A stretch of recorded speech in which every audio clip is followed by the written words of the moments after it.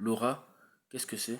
On voit souvent des vidéos sur les réseaux sociaux qui parlent de comment développer son charisme, comment développer, être plus mystérieux, paraître plus attirant. Tout ça, c'est des conneries.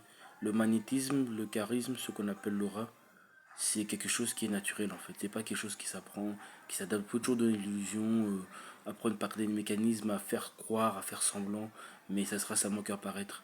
L'aura, c'est quand vous rentrez dans une pièce et que vous attirez l'attention pour le simple fait d'exister. Vous rentrez dans la pièce sans que vous ouvrez la bouche, sans que vous fassiez quoi que ce soit, on s'intéresse à vous. On sait que vous êtes présent. Votre présence se fait sentir par vos vibrations, votre énergie.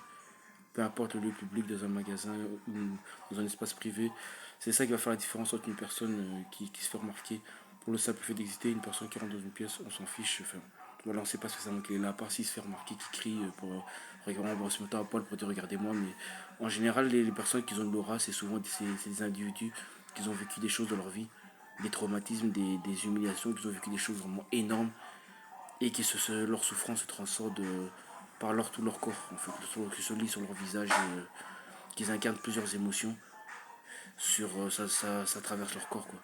Donc ça fait que l'aura, c'est le résultat de la transcendance de la souffrance.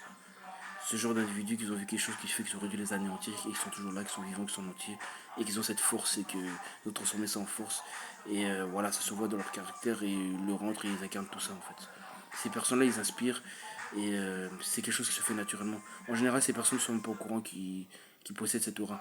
C'est les gens autour d'eux qui vont le voir, qui vont le remarquer. Après, des personnes qui veulent pas voir, qui veulent voir cette lumière, des personnes qui veulent pas voir cette lumière, qui essaient de l'éteindre.